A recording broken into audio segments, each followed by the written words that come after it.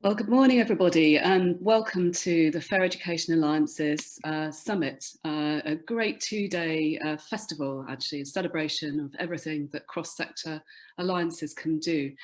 And the great music that we've just been played into, which started with, I think it was Mark Ronson and Bruno Mars, is just another sign of the great skills, talent and taste that the Fair Education Alliance team have.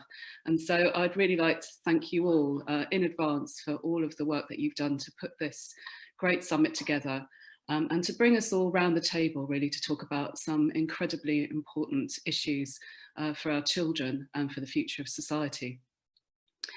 So the first thing I'd really like to say this morning in this introduction is that I've been privileged to witness. I have a day job as the Chief Executive of the Mulberry Schools Trust, and I've been privileged every day to see the appetite that young people have to fulfil their potential and the power of the education to enable this for young people. An inclusive and well-rounded, high-quality education that provides every child, regardless of their background, with the opportunity to thrive is critical for society. And this is not just because of the moral responsibility that we have as adults to our children and young people, but it's because without access to great education, the resulting impact is a considerable social and economic future cost to the nation and future. And this ranges really from issues to do with crime and increased prison populations to unemployment and to community cohesion. And if you think about it in terms of the constructive work for the national economy, it's a loss to business, it's a loss to the economy, it's a loss to well-being of the nation, and it's a waste of talent. So we exist in the Fair Education Alliance, and you are all here because we don't have a consistently fair education system in England. We know from hard evidence that before the pandemic, children from the most disadvantaged backgrounds were 2 years behind their wealthier peers by age 16. And we talked about this 2 years ago. This difference in outcomes between rich and poor has been further deepened by the COVID lockdown, and I've seen this myself.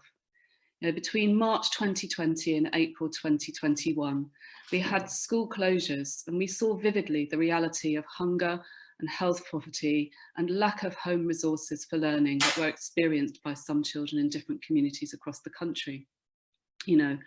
I saw for myself, and you all saw it too, that there was food shortage, period poverty, disproportionate numbers of deaths from COVID and those living in overcrowded housing, and children attempting to access lessons from mobile phones, sometimes only one phone or device between several siblings, and problems with data and connectivity.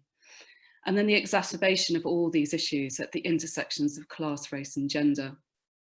Now, for an affluent society like ours, like the UK, it's unacceptable that poverty and disadvantage still disrupt and undermine the education of children in such ways and make them vulnerable. In the summer of 2021, the Education Policy Institute and others, including Kevin Collins, recommended that £13.5 billion was needed for education recovery. And yet, at this time, the investment and commitments to date are, they only total about 1/3 of that sum required. So cross-sector, collective action in a strategic and joined up way is imperative to tackle the scale and the depth of the issues. You are unique. The Fair Education Alliance is unique. It brings together private, public and third sector organisations to achieve systemic change beyond the power and remit of any individual or single organisation. It provides a powerful network that unites top-down policy making with bottom-up grassroots initiatives. It initiates place-based solutions. It thinks about place and pride and identity of people with their place. And it energetically and strategically uses local intelligence and local partners like us all to drive change for children with schools at the very heart. So together, the Fair Education Alliance, all of us here are unapologetically challenging, and we have a can-do attitude. And over the past year, I have been humbled by the Alliance members' commitment, by your commitment, at a time when we have also faced significant challenges ourselves as charities, schools and youth organisations. And despite this impact on us and on our own institutions, you rose to the challenge, you collaborated, you influenced policy and practice, and you supported one another to have better impact on the lives of thousands of children across the country. Inequality for children, heightened by the pandemic, is a burning platform that we cannot ignore at this point. We must be prepared to invest in significant and long-term action.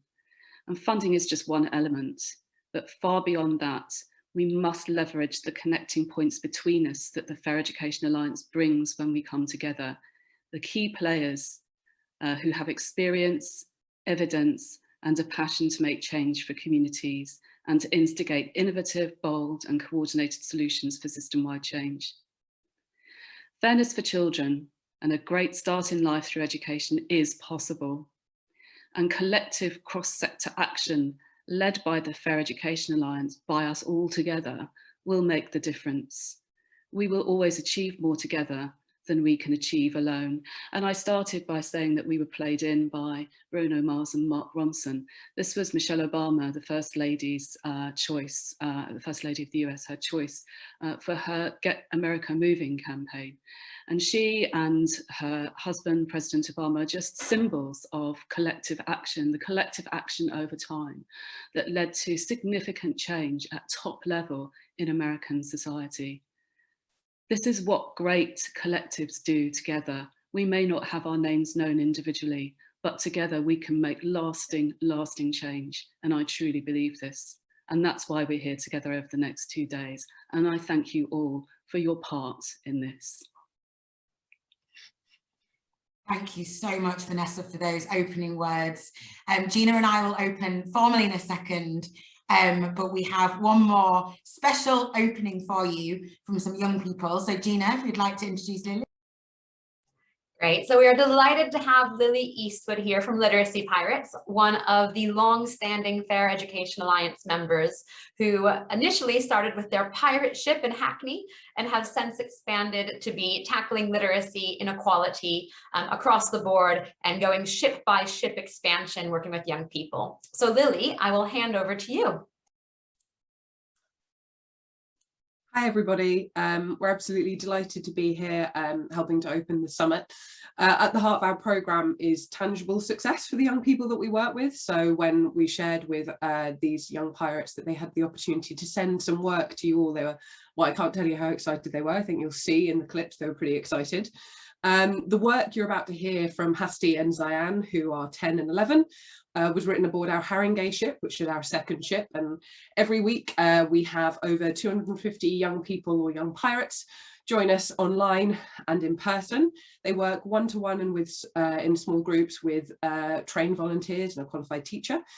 They work on projects and their work is turned into anything from books, films, podcasts and more. What you're about to hear is a sneak preview of their first books. They've been with us since September. That's going to be published in December. So you're very lucky. Our young pirates, I think what's important to remember is our young pirates don't come seeing themselves as writers and successful learners. They're referred for having fewer opportunities than their peers and for falling behind in English. They're quietly underachieving, basically. And we obviously we focus on giving them vital literacy skills because we know that that is crucial to success across the board, but we believe it's the confidence and perseverance lessons that really helps close that gap. And I think lots of us have that in common, that we're giving them not just those key academic skills, but other things to help them. I think when you watch their work, you'll see some of your own young people in them. I hope you do. What you'll see is that they are brimming with potential, some of that talent that Vanessa spoke about, and they're so ready to share it. And I'm so proud to be part of this alliance where everyone is working on unleashing that talent. So yeah, I hope you enjoy their contribution.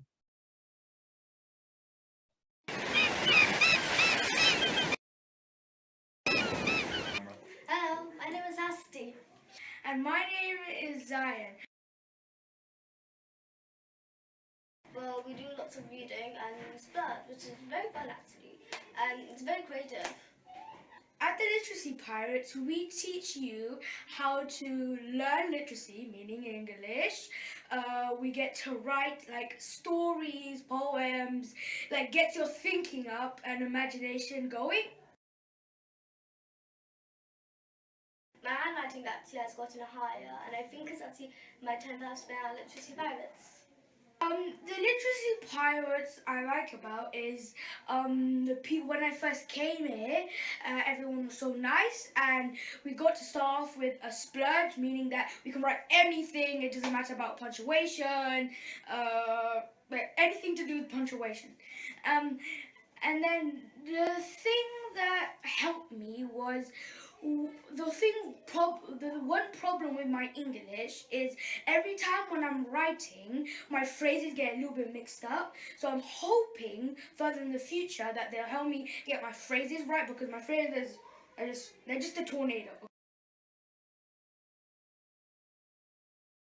So at the end of the day, when we're about to go home, there is this thing where you share your work. It's fine if you don't want to do it. It's up to you. So how we do lights is lights, camera, action.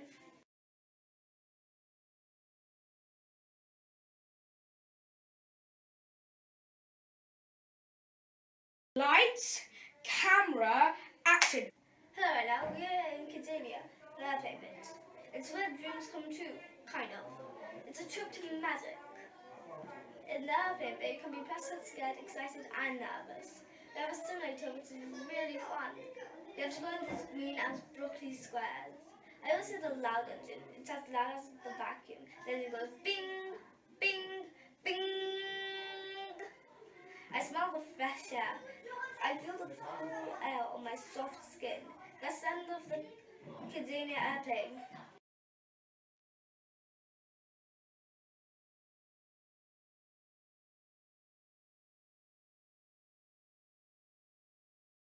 Lights, camera, action.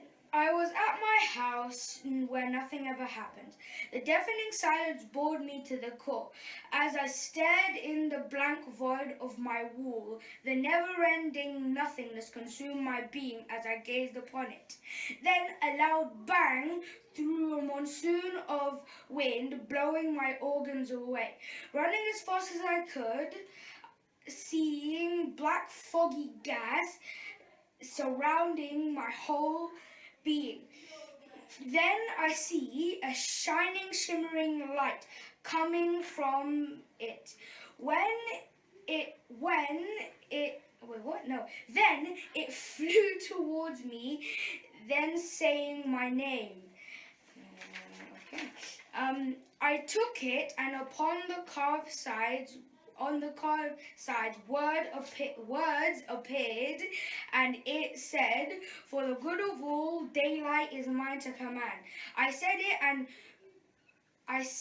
and a few blue sparks surrounding me, forming a steel armor. Then a sword forming from blue gas appeared at my hand. The glowing gem summoned a visor around my head, open and closing around my face. Then an oval-looking shield appeared. When I was astonished and amazed by this amazing thing, black, something hit me. When I appeared, I could hear loud shouting and explosion. It sounded like a war. When my eyes cleared up, I could see 3 people, a 4-armed creature, a boy with a fiery hammer, and a girl shooting dark magic. When she opened a portal, I jumped up and broke the rope behind my back. I threw her to the ground and went in. When I made to this dark, creepy forest, my brain had so much questions. Well, I had to save that till later, but all I knew then was I had to keep this a secret or something bad will happen. I hope you have a good meeting and keep working to make education better. Bye!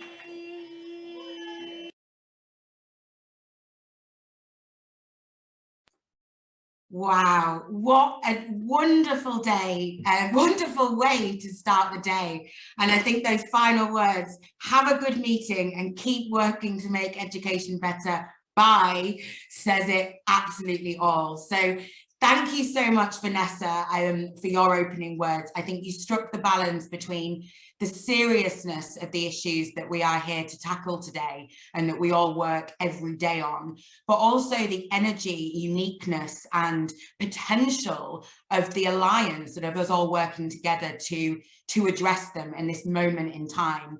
And then Lily, thank you so much for organising that wonderful video from Hasty and Zayan. It's just the perfect way and the only way to start a summit like this. And I think so important, as you mentioned, to remember that these children don't go into those classes seeing themselves as writers and performers, but wow, look at them now and the difference that can be made. So welcome to the Fair Education Alliance Annual Summit 2021. We're going to start off with some important information on how to get the most out of today. Just to introduce ourselves first of all, I'm Sam Butters, co-CEO, and Gina? I'm Gina Cicerone, also co-CEO. Fab, and over to you, Gina, for some important information. Brilliant. So Siwan, thank you so much for sharing. We can now see, we're just going to go over the purpose of these 2 days and then how to get the most out of it. So we are bringing you all together, and thank you so much for kicking off your morning with us, for 5 key purposes. The first is to connect. We know that collective action comes down to us connecting as individuals and representing us as human beings on that first level. So we'll have plenty of time to have honest conversations, to talk about what's been going on and how we can work better together. We are here to collaborate. So there are sessions where we are chatting, but most of the sessions are designed to be interactive. So this is about exploring ways that we can support one another to increase our impact as organizations and also as a sector.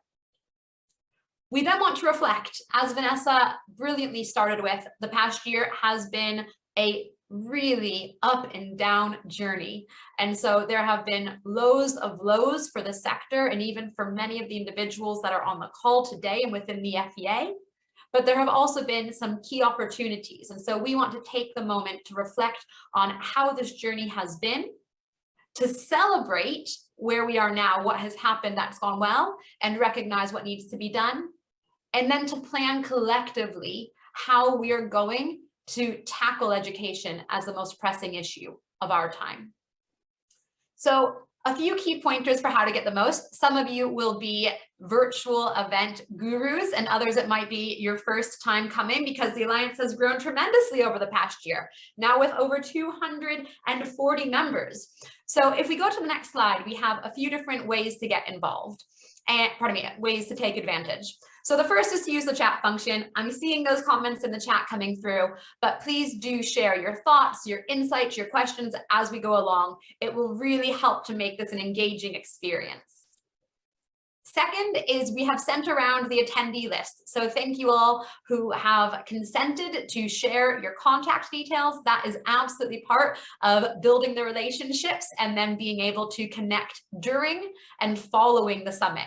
So feel free to open that attendee list, know who has signed up, who's going to be here over the course of these 2 days, and then direct message them, get in contact, connect with them on LinkedIn, but really to make the power of the summit last longer than today and tomorrow. Third, please engage on social media. We are on Twitter and LinkedIn with the hashtag FEA Summit 21. So you can follow that, and you can also watch our recordings that we'll be doing some snippets there, as well as we'll be posting to our webpage and sending you the links to follow those. And then fourth, get a pen, get some paper. I've already jotted down a few different notes this morning that have struck me. So just recommend having a place to take some notes about your ideas, around questions, and around your actions.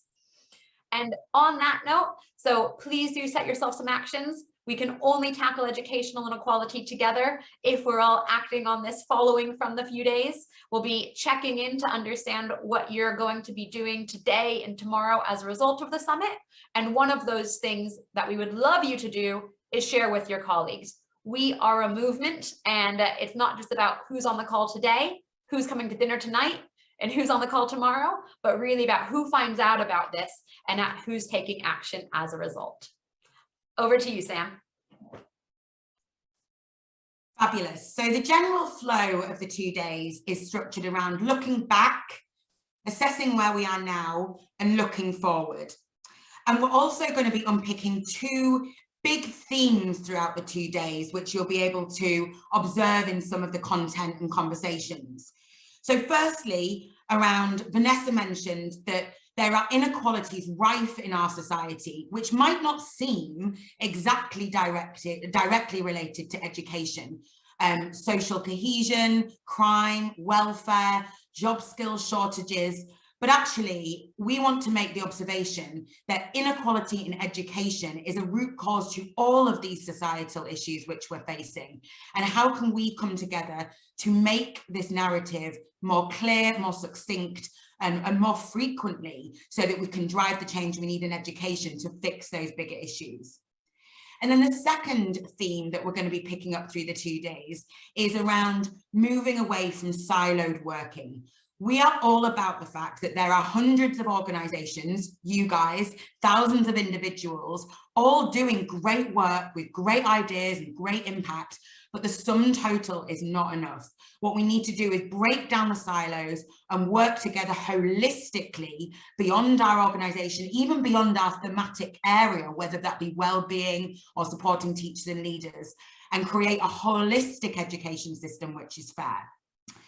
So given that, and the looking back and looking forward theme, you can see on your screen the agenda for day 1, which you'll have seen in your pre-reading as well. So this is mostly focused on looking back. We're going to be starting off with quite a big chunky time on networking in small groups, where we'll be reflecting, looking back over the last year on your journeys as individuals, as organizations, and the journey of the system overall. We're then going to be looking at some of the work that's been done on our collective priorities, developing the whole child, engaging parents and communities of all backgrounds, preparing young people for life after school, and supporting teachers and leaders in the most disadvantaged areas. And then this afternoon, we'll be starting to get to know our fantastic Scaling Impact Award winners, our Scaling Award winners, and having some breakout with them. And then next slide. And then tonight we've excitingly got our local gatherings with dinners right across the country, from Birmingham to Leeds and all the way down to London, at the wonderful Pizza Express. All of you who have signed up to that will be getting a 3-course meal and a chance to have intimate and small conversations with fellow members and some of our trustees and staff as well. And then next slide. And then tomorrow we'll be moving on to looking forward. So first we'll be doing a spotlight on the other set of our Scaling Impact Award winners, so our Innovation in Entrepreneurship Award winners. Then more time for that in-person small group networking. And then finally in the afternoon, we'll be regrouping with our panel from last year, Peter Hyman, Nizam Uddin and Lamide Adanye, who you may remember from last year's summit, hosted by the wonderful Anna Edwards of Bloomberg TV, to look at where we've come and where we need to go on some of those discussions we had last year.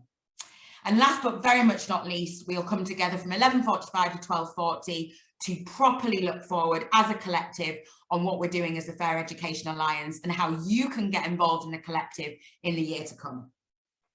So Gina, over to you to introduce our networking. If we can come off slide. Brilliant. So we have sent around in the pre-reading an activity called the fever curve. And if you want to give a thumbs up perhaps on the reactions, if you have done the fever curve, spent those 10 to 15 minutes utilizing it to reflect on the past year, you can see a few thumbs up across the board. Brilliant. Thank you so much. If you haven't, I'm just going to briefly explain. So in the theme of looking back and then moving forward, we wanted to reflect on the past year on 3 different levels: as an individual, as an organization, and as a system. So thinking back to December 2020, what has that journey been on those 3 levels and charting that path? So we know that we talked about the highs and the lows, and this is your chance to share it. And for those who were at the summit last year, you will remember Sam and I talking about leadership as one of the core components of social change. And we're really happy that that has been researched, and the Stanford Social Innovation Review has taken that and produced a plethora of articles around well-being at the heart of social change. And so for us, sustainable leadership starts with well-being, and that starts with the reflection on a personal level and that understanding of self, but then also having those connections and that support system from this brilliant community of 250 organizations to be there for one another on that individual journey to support our organizations and ultimately to achieve systemic change. So we're going to be breaking you out into groups of 3. And in those small groups, we would like you to take about 2 minutes each to introduce yourself very briefly, your name, your role, and organization, but then delve right in and start talking about what key elements struck you from doing this activity. So once you mapped it out, your personal, your organizational, and your systemic journey, what has struck you, and kind of share that takeaway, and then rotate. So we got about 2 minutes, max 3 minutes each. And then we'll use the rest of the time to actually delve deeper, to ask each other questions, to spot synergies, and to understand one another. So that's the exercise. We're going to have 25 minutes in those breakout rooms. So, you know, you said when we asked you what you wanted to get out of the summit that you wanted to connect with one another. That was your absolute priority after the past year. So we have built this in today and tomorrow, as well as the dinners, to make sure that you have that chance to build those relationships and strengthen and deepen them. So if you want to go ahead and stop sharing the slide, C1. Thank you so much. And Becca, if you just want to come off mute and let us know if we are ready for breakouts, then we can. Yeah. Amazing. We'll go in. Any questions that you want to put in the chat before we kick off? Any questions from anyone on the call? Welcome back, everyone. Hope that you had some really wonderful discussions in the breakout rooms. We're seeing them come through on the chat and really great. I think the first one, Julie, you hit the nail on the head. It's been hard and we are resilient. And I know that that talks to us as individuals. It talks to the teams that we work with within our organizations. It talks to the sector, and I really think it talks to the pupils, right? That's one of the key things we've seen has been the resilience of the young people that we work with day in and day out, and their resilience through all of the challenges. So thank you so much for your time sharing. We would ask that you do not throw that away. We're going to be bringing those fever curves back. So bring them to dinner tonight if you're attending. Bring them tomorrow. We'll be talking about the year ahead and our hopes for that and how we can work collaboratively to achieve that. So we look forward to continuing the conversations, and hopefully you've got those connections now that will last well beyond these 2 days. So Sam, over to you. Brilliant. So what we're going to do now is you've all had the opportunity to share those reflections looking back, which is the theme of today, in your small groups. And we're now going to move from the next session, 9:55 to 10:15. We're going to be talking about what we as the Fair Education Alliance, including all of you, have achieved over the past year, and highlighting some of the key features of our annual report, which will be published later this week. So we want to talk about 2 things in the next 20 minutes. First of all is what's been going on across the Fair Education Alliance in terms of connection, collaboration and activity of us all working together. And it's fair to say it's been the most active year of our history, and the gravitas of the situation and the challenges we're facing has meant we've done more together than we have ever done before. But the second thing we're also going to talk about is just a more kind of sober message is about the situation in inequality in education and in society, and where we are in terms of those challenges being perhaps more acute than ever. So just to start off, next slide, please. Just a reminder of what we're all doing here and why.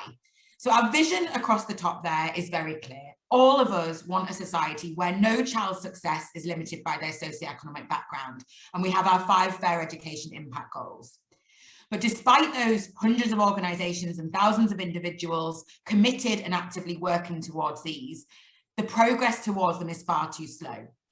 So we have decided together that in order to reach those goals, we want an inclusive education system which develops the whole child, engages parents and communities of all backgrounds, supports teachers and leaders, and prepares young people for life after school and their post-16 opportunities. But again, in order to do that, we need to work together, and none of us can make these changes alone. So our 4 Fair Education Alliance outcomes is to create that unified collective message for our vision and what action we want to take, to create connectivity and coordination across the ecosystem, to diversify leadership of that agenda. So it's not the same people having the same conversations, but we're bringing young people to the table, people from different demographics and backgrounds, people from across different regions. And finally, that we're helping you to scale strategies based on the system and the needs across the country. So we're going to talk you through some of the things that we've been doing in the last year, and that fits into our 3 strands of activity: collective action, policy and influencing, and scaling impact. Over to you, Gina. Right, so over the past year, we have seen over 80% of the members actively engaged across multiple activities. So let's just give you a flavor. We're going to be sharing our annual report on Thursday. But in the meantime, a few highlights from the year.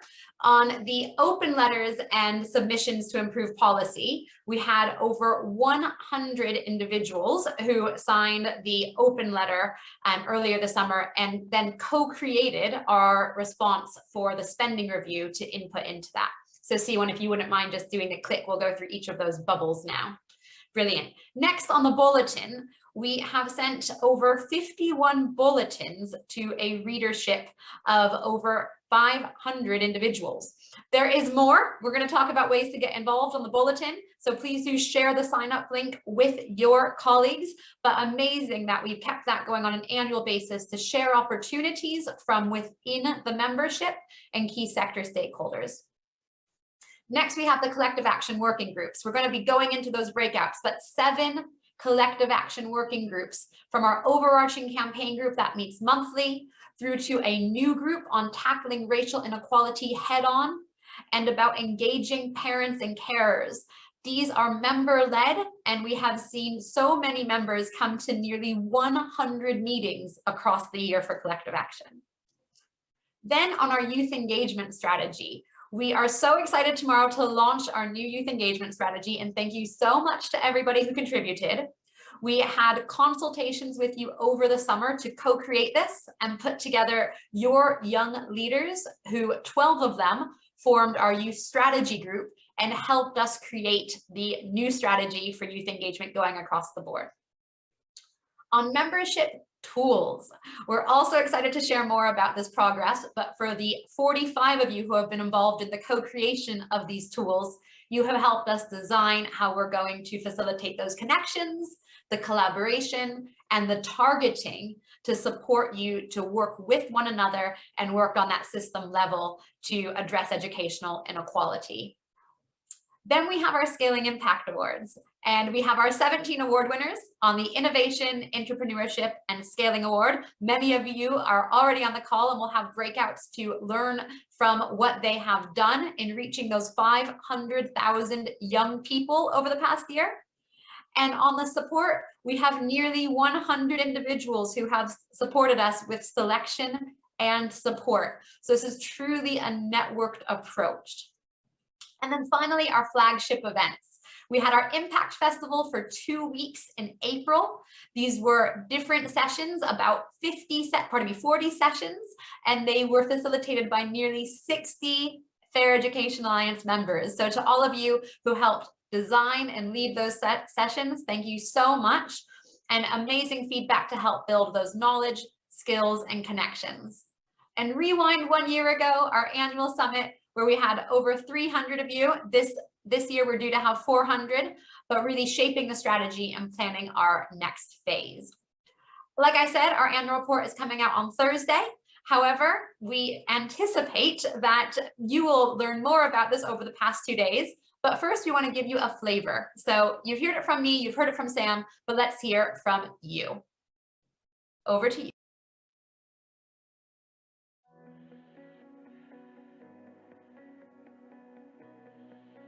Being part of the Fair Education Alliance has allowed us the forum to meet other charities and other social enterprises in the tutoring sector to provide a peer network in order to work and create a strategic alliance. I was fortunate enough to join the delivery group right at the beginning when we were all grappling with moving our support for children from face-to-face to online as a result of the pandemic.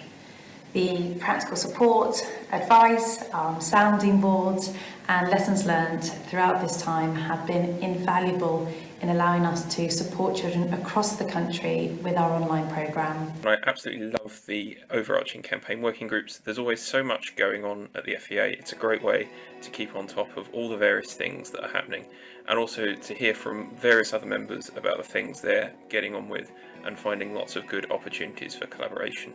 It's one of the highlights of my month.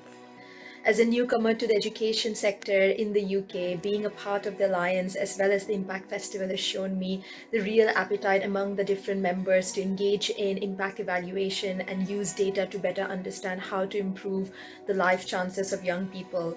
And this has become an especially important conversation in light of COVID, where we are trying to understand what works, why something is not working, and how we can improve the life chances of young people.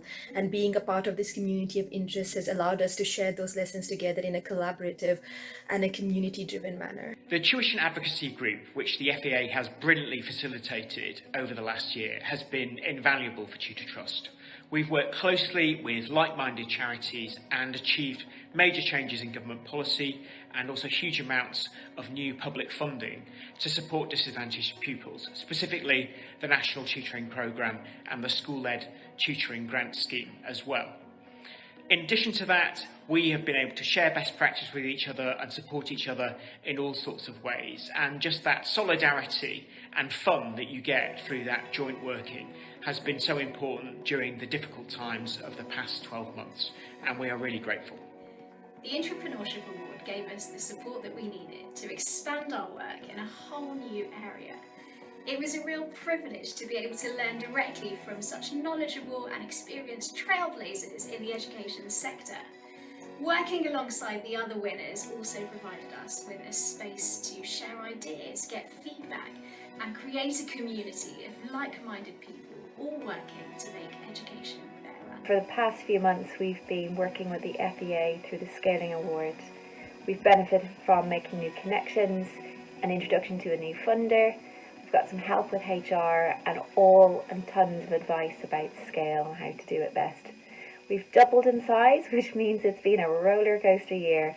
I'm super excited for part 2. We're one of the Innovation Award winners with Fair Education Alliance from 2020. We really focused on our impact and the impact that Manifesto has by developing our theory of change.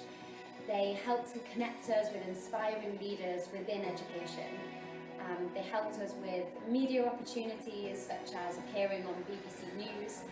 And finally, it was really important for us to be part of four other inspiring organisations, all working towards a shared goal of tackling education inequality. And we continue to support each other today. The highlight of being involved in the Digital Tools project so far has been gaining a really greater appreciation of all of the work that goes on across the membership to tackle educational inequality. And it's been really helpful for us at Universify to then think what our place is in that collective action and how we can best contribute to that. I'm really excited to then get stuck into using the tool to help better collaborate to achieve that mission. Worked with CLPE and Driver Youth Trust, supported hugely by Fair Education Alliance to set up a literacy advocacy group. Fair Education Alliance were able to bring in a much broader and more diverse group of third sector organisations. Together we've pooled our experience, shared our expertise. I've met some absolutely fantastic people, learned a lot about what they're doing and how they're making a difference. And we've produced a literacy manifesto, which is now informed by the Fair Education Alliance framework. At First Story, we say your voice is powerful. What I've learned through this process is that our voices are powerful. So from me, a massive thank you. I hope you all have a fantastic summit. Brilliant stuff. So as you've seen, it's been such a tremendous year for all of the work that we've been doing individually as you as organisations, but more importantly, collectively, and that collaboration that you've heard about from your fellow members there. However, as we mentioned, we also need to take a moment to reflect that it's been a really challenging year in terms of the issues that we're tackling, inequality in education itself. Before the pandemic, we know that the data was not looking good. In 2019, children from persistently disadvantaged backgrounds were 2 years behind their wealthier peers, and the average for disadvantaged children was 18 months behind their wealthier peers. And we now know that our expectations that this would be exacerbated by the pandemic have unfortunately run true. We've just released our annual report card, which we'll put in the chat now, a couple of months ago, which goes into this in more detail about how inequality in education is a critical issue right now, and we really need to be somber and reflect on that.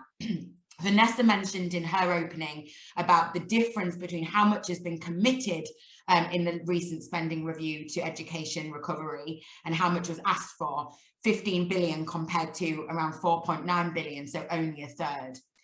We recently discussed this at our board of advisors and wanted to share some reflections from Paul Dreschler, who many of you will know was the chair of Teach First for many years and a very senior business person himself. And we've got him here now to share some reflections on the situation of inequality, but also what more we can do across sectors, including business and philanthropy, to change that. So we'll play that video for you now.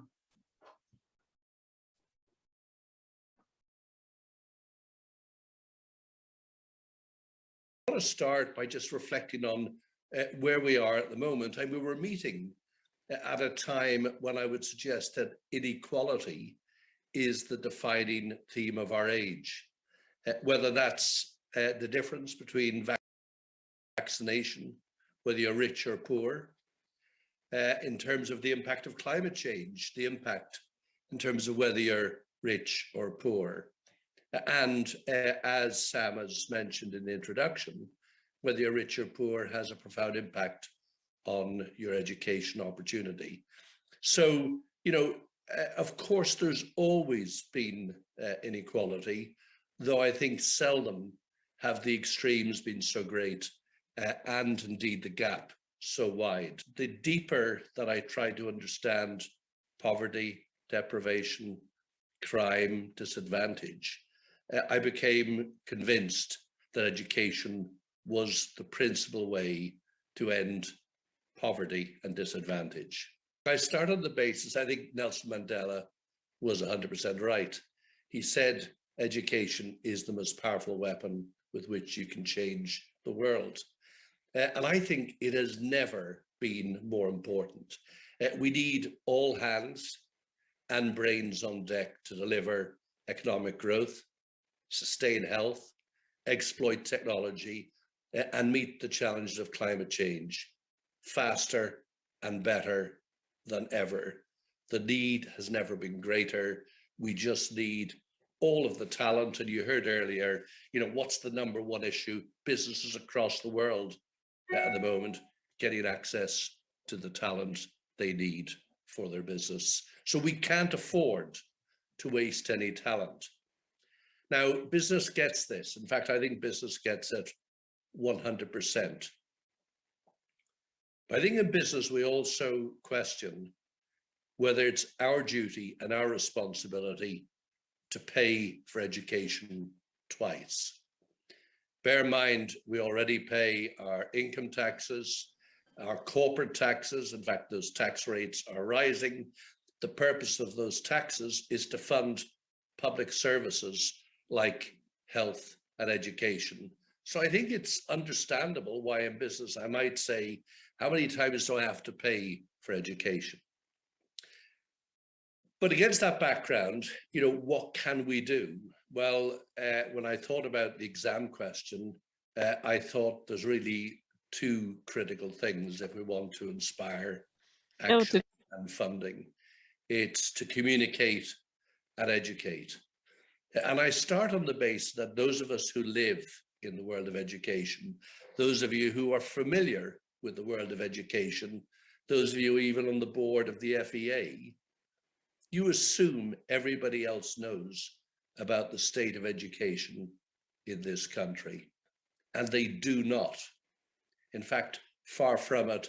No matter how often I went to an event for Teach First, or I went to an event for business in the community and spoke about education, people were always surprised to hear the facts and the figures about disadvantage, about the 18-month lag time, about the number of GCSEs depending on your postcode, etc.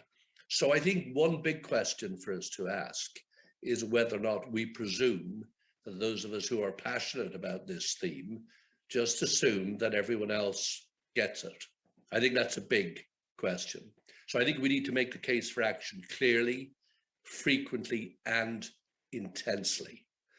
And it's not about a campaign.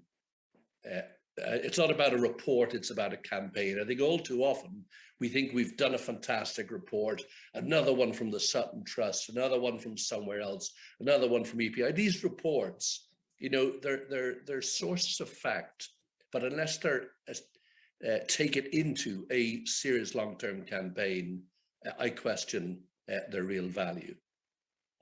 So what do I think we need to do? I think we need to make sure there's great clarity on what's the problem, what's the opportunity, what action needs to be taken in terms of decisions, in terms of resources, people, time, and money. What are the priorities, and why does this need to be done? Secondly, I think we need to inspire and mobilize. I mean, I was reflecting when I was thinking about this afternoon. I mean, the current situation is outrageous.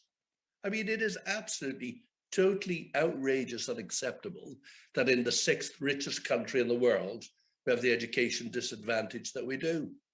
So why aren't we outraged? You know, are you outraged? Are your community outraged? And beyond that, is society? And in all that I've ever learned about the management of change, the first and vital ingredient is that people are dissatisfied with the present. So I think we need to inspire and mobilize, and then we need to lead a sustained campaign day in, day out, week in, week out, until action happens.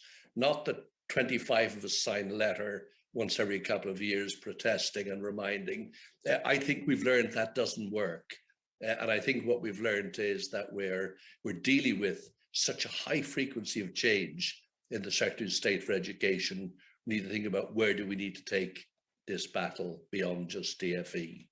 So my other great hero would be Mahatma Gandhi.